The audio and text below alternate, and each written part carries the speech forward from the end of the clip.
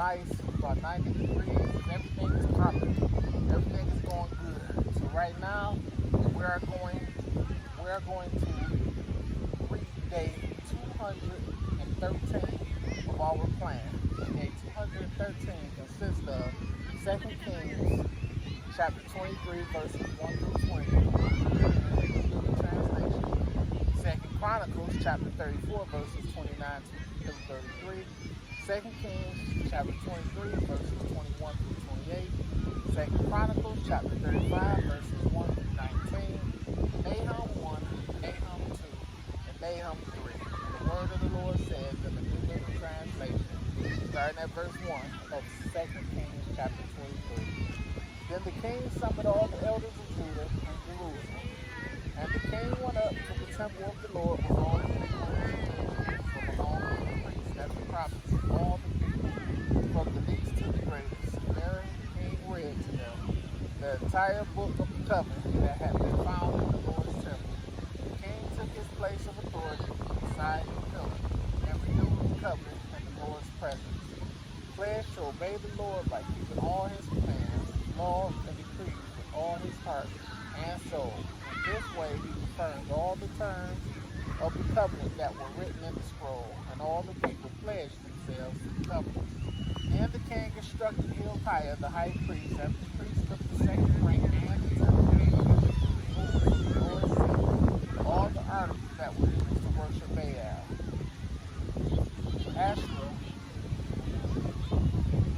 Asherah, and all the powers of the heavens. The king had all these things burned outside Jerusalem on the terraces of the Kidron Valley. And he carried the ashes of them, and the idolatrous priests who had been appointed by the previous kings, for they had offered sacrifices at the pagan shrines throughout Judah and even in the vicinity of Jerusalem. They had also offered sacrifices to Baal and to the sun, the moon, the constellations, and to all the powers of the heavens. The king removed the Asherah pole from the Lord's temple and took it outside Jerusalem to the Kidron Valley, where he burned it. Then he ground the ashes of the pole to dust and threw the dust over the graves of the people. He also tore down the living quarters of the male and female shrine prostitutes that were inside the temple of the Lord, where the woman wove coverings for the Asherah pole. Josiah brought to Jerusalem all the priests who were living in the other towns of Judah. He also defiled the pagan shrines where they had offered sacrifices, all the way from Hebron to Beersheba. He destroyed the shrines at the entrance of the gate of Joshua, the governor of Jerusalem. This gate was located to the left of the city gate at one end of the city. The priests who had served at the pagan shrines were not allowed to serve at the Lord's altar in Jerusalem. They were allowed to eat unleavened bread from the other priests. Then the king defiled the altar of Judah and the Babylon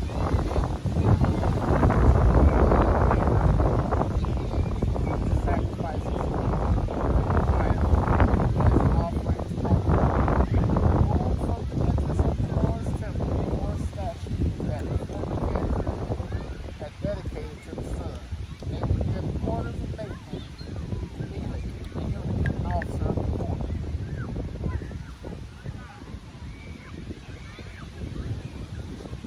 The king also burned the chariots dedicated to the sun.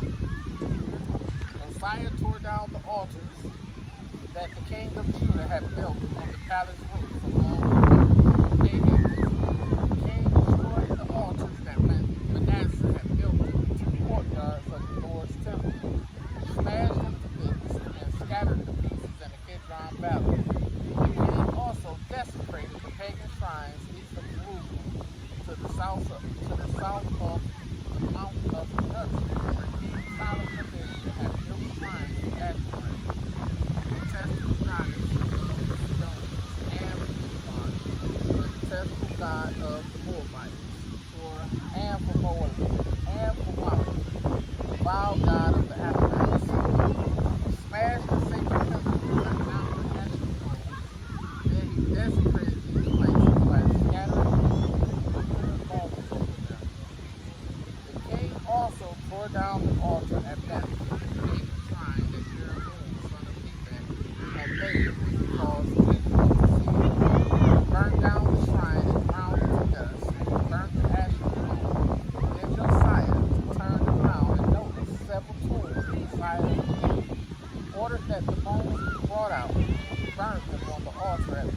desecrated.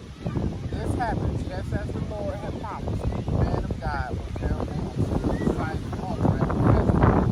Then Josiah turned and looked up at the tomb of the man of God who had predicted him. What is that monument over there? Josiah asked. The people of the town told him that it was the tomb of the man of God who came from Judah and predicted the very things that you have just done to the altar at Bethel. Josiah replied,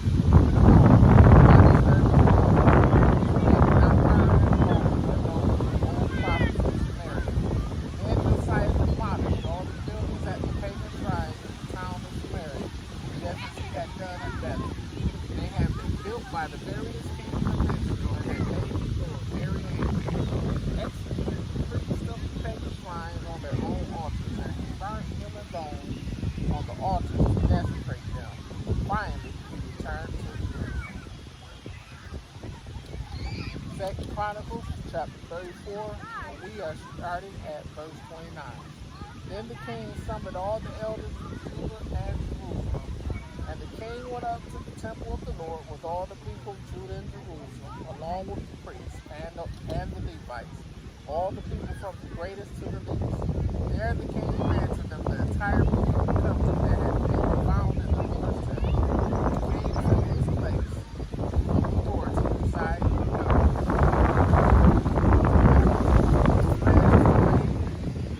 The Lord by keeping all his commands, laws, and decrees with all his heart and soul. He promised to obey all the terms of the covenant that were written in the scroll, and he required everyone in Jerusalem and the people of Benjamin to make a similar pledge. The people of Jerusalem did so, renewing their covenant with God, the God of their ancestors. So Josiah removed all detestable gods, all detestable idols from their entire land of Judah, and required everyone to worship the Lord their God. And throughout the rest of his lifetime, they did not turn away from the Lord, the God of their ancestors. 2 Kings chapter 23. We're going to be starting at verse 21. King Josiah then issued this order to all the people. You must celebrate the Passover to the Lord your God as required in the of the covenant. There had not been a Passover celebration like that since the time of Israel, nor throughout all the years of the kings of Israel and Judah. But in the 18th year of Josiah's reign, this Passover was celebrated to the Lord.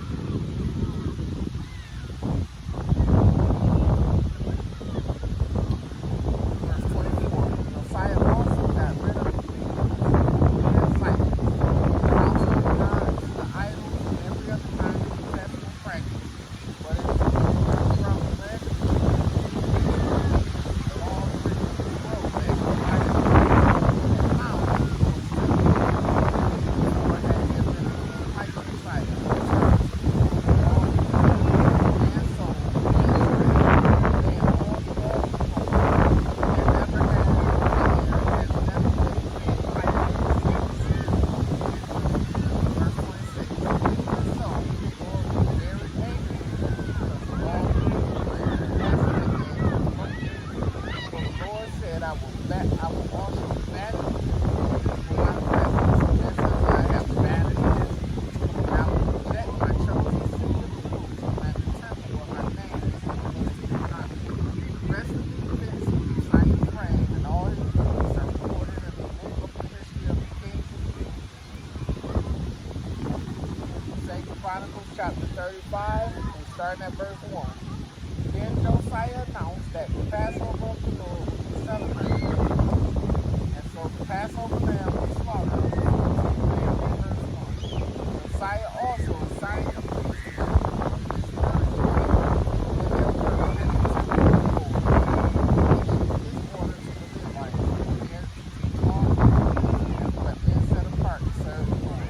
Put the holy ark in the temple that was built by Solomon, son of David, king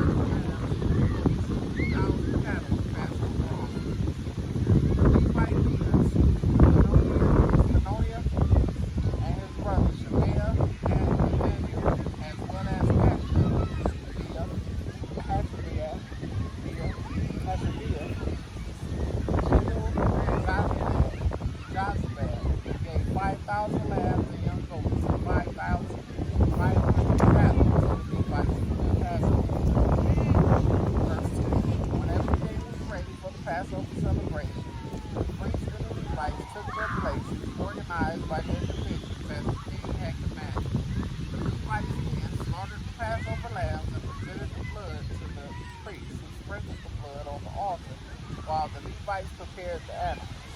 They divided the burnt offerings among the people by their family groups, so they could offer them to the Lord as prescribed in the book of Moses. They did the same with the cattle. Then they roasted the Passover lambs as prescribed, and put them over the burnt offering in the pots that had been made, and poured them out quickly.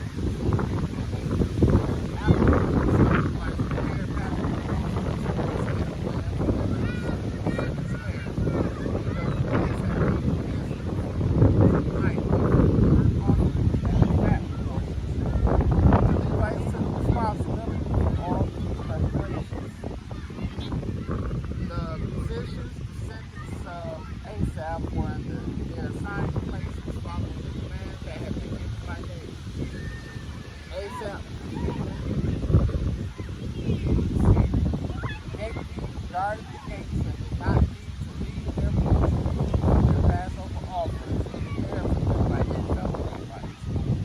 The entire ceremony for the Lord's Passover was completed that day.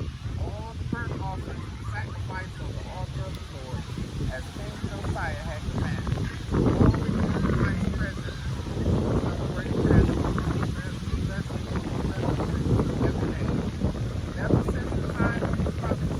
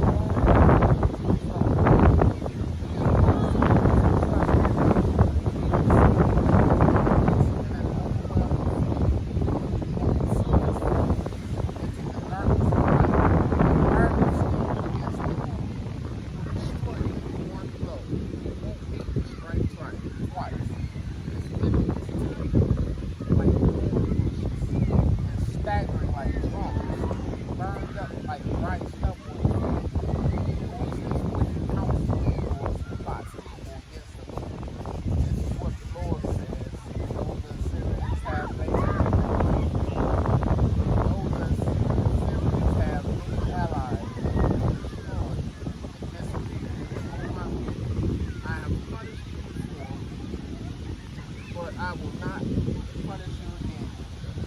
Now I will break the yoke of bondage from your neck and tear off the chains of tyranny and oppression. Verse 14. And this is what the Lord says concerning the Assyrians and Nineveh. You will have no more children to carry your name. I will destroy all the idols and the temples of your gods. I am preparing a grave for you because you are disfigured. Verse 15. Look, the messenger is coming over the mountains with the news. He is bringing a message of peace. Celebrate your festivals, O people of Judah, and fulfill all your vows, for your wicked enemies will never invade your land again. They will be completely destroyed.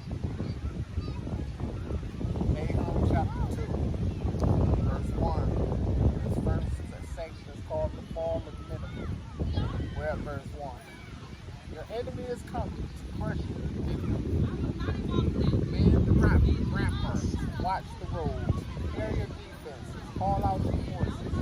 Even though the destroyer has destroyed Judah, the Lord will restore its island.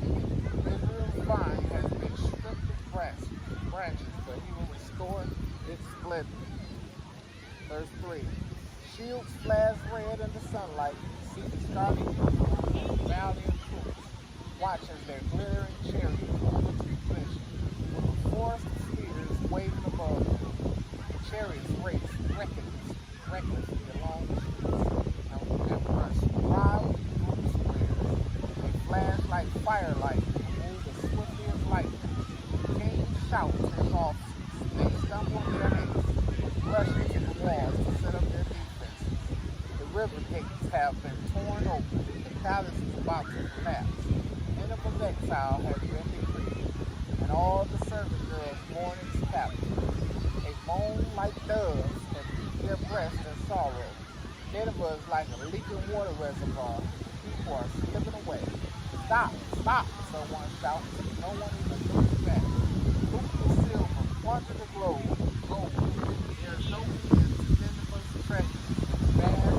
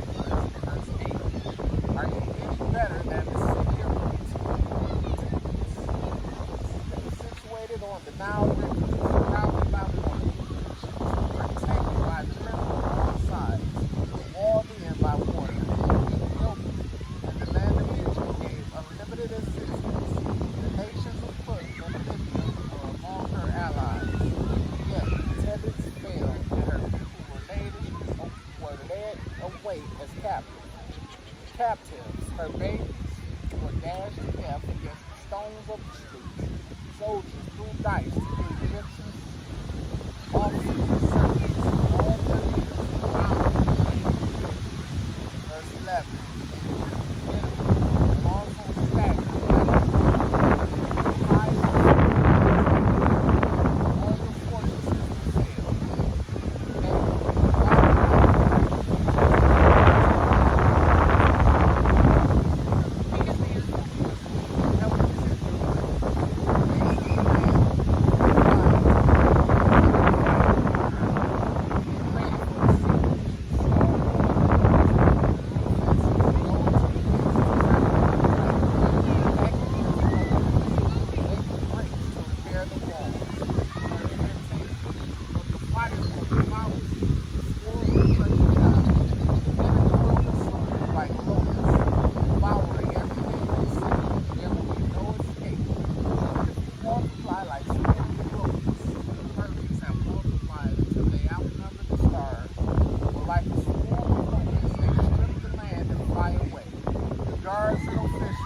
all the fortresses were like locusts that fly away when the sun comes up. All of them will fly away and disappear. Verse 18. The shepherds are asleep, O Syrian king. Your princes lie dead in the dust. You are scattered across the mountains. No one to gather them together. There is no